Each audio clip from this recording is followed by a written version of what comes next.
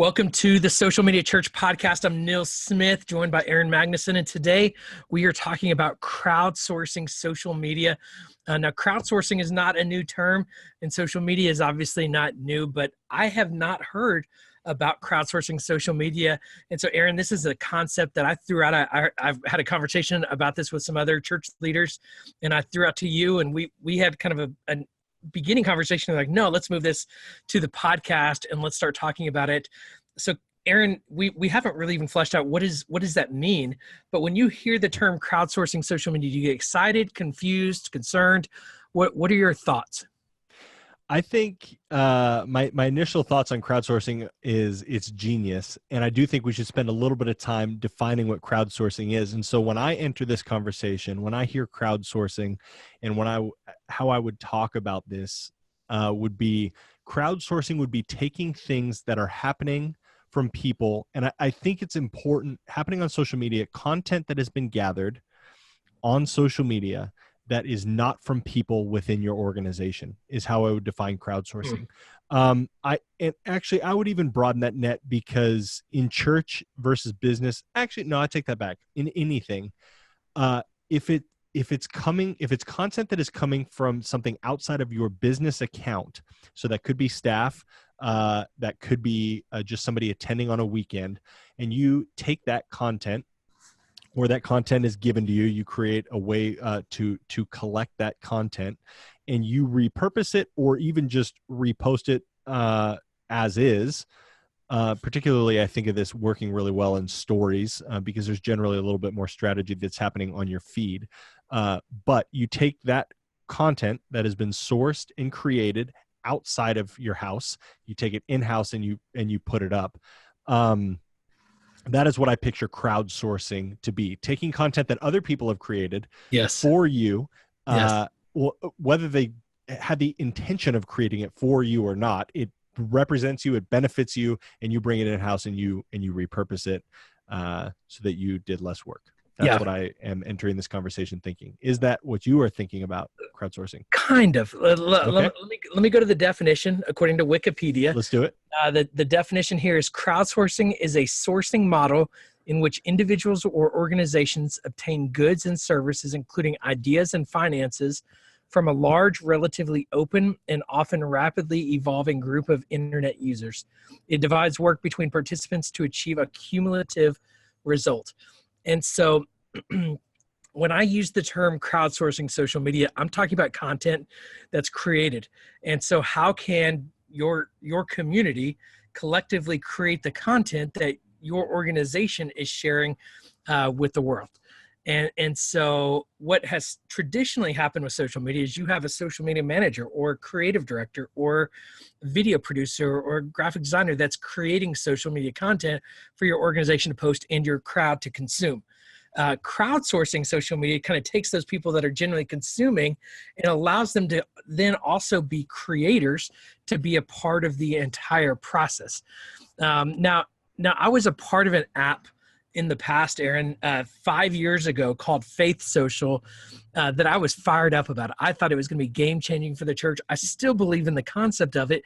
And it was this, it was an app that a church could get, and they could get their, it was actually made for bands. Initially, it was called Point Burst. And bands would have people like their fans sign up for it. And then they would give their fans content that they could easily share to their personal social networks. Because the reality is people like connecting to people more than organizations. And so I'm going to listen to you more than I'm going to listen to Coca-Cola because you're my friend. And if you post something about this band that I like, then I'm probably going to pay attention to it. And I think it goes the same thing for church. If you post something about your church, I'm going to listen to it more than if the church posts something about themselves, or as an organization. There's somewhat of a disconnect because there is a trust that you've built with your friend group that's going to pay attention to you. So I believe in resourcing people to share content, but I also believe that people can resource you with content to share on your social network. So let me get practical with how I see this looking. I think the pulpit drives the church, is what has often been said in church language. And your sermon is central to the content you create. Generally, it's central to the content you create for social media. And a lot of times what you do is you use Friday to tease the upcoming sermon, and then you on Monday post a clip from the sermon, and on Tuesday you post a quote from the sermon, and on Wednesday post another clip from the sermon or ask a question about the sermon, and you kind of use the sermon to guide a lot of your content.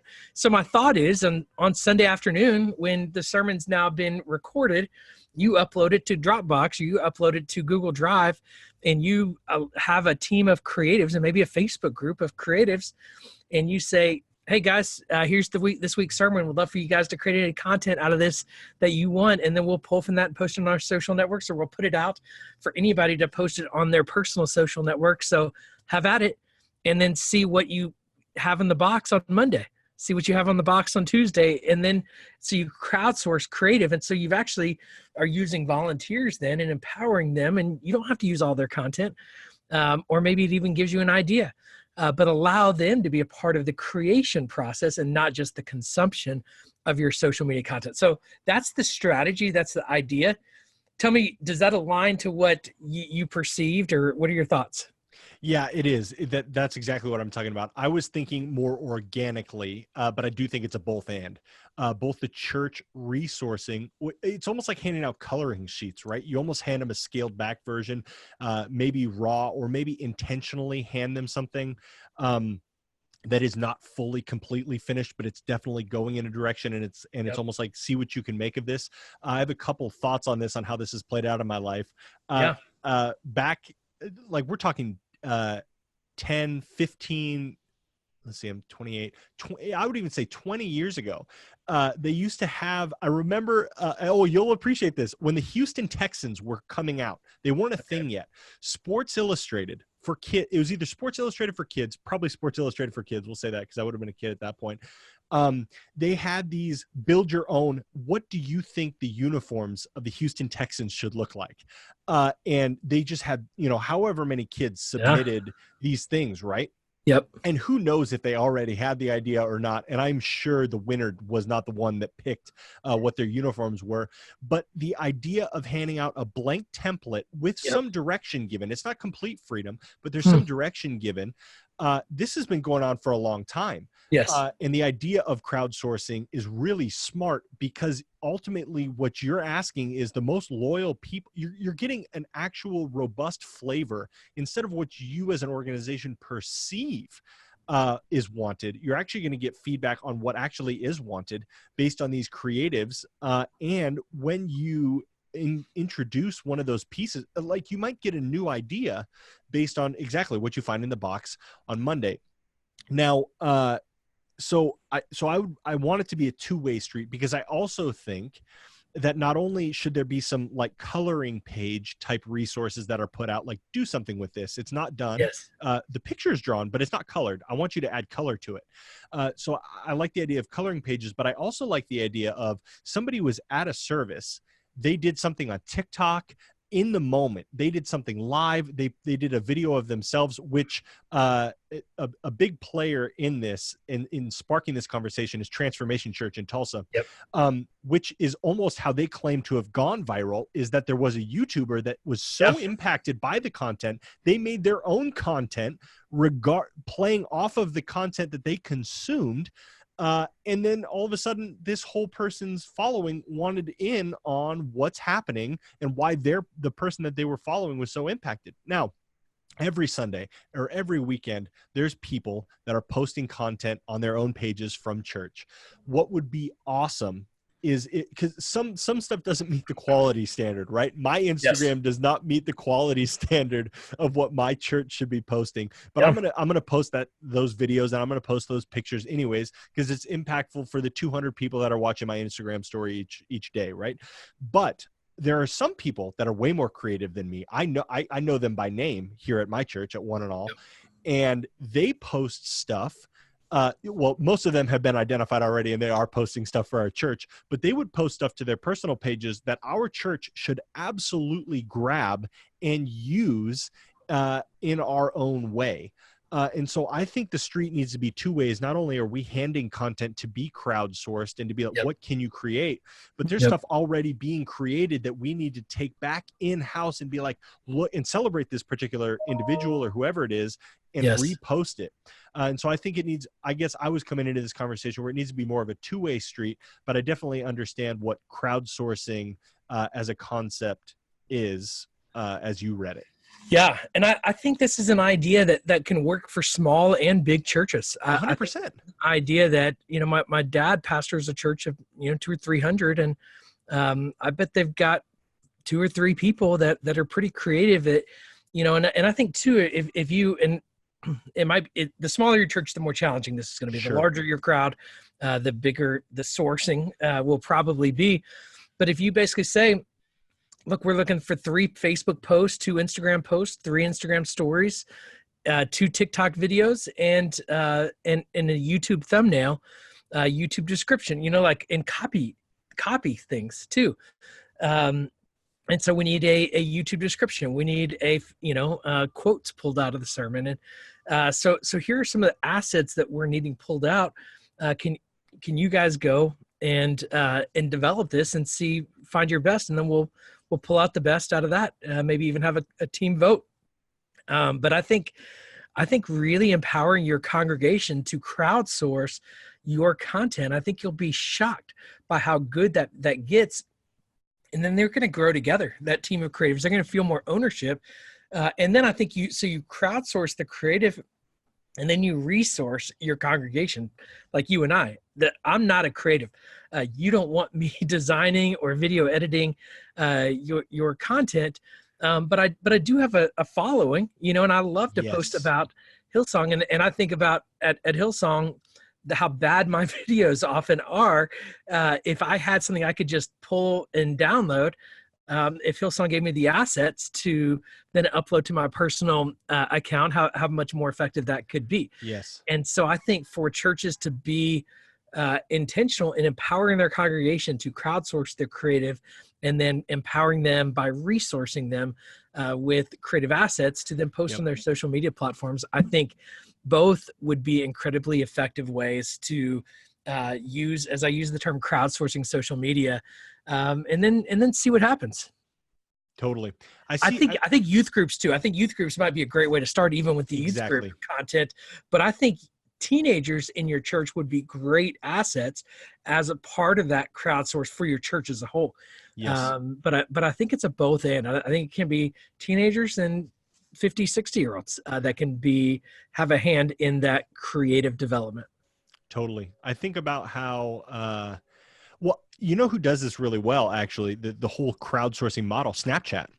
Okay. And I'm not actively using Snapchat, but what I always enjoyed is that they would take snaps from particularly sporting events, particularly football, and you would get an understanding of what happened in the game based on all of these snaps from people in the crowd doing their own interpretation of the game.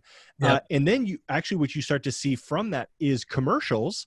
Like the NFL has so many commercials where their videography in the commercials is from stuff that was shot from fans in the stands, because we all want to relate to the guy in the stands or the girl in the stands where we've sat before, where we can relate to.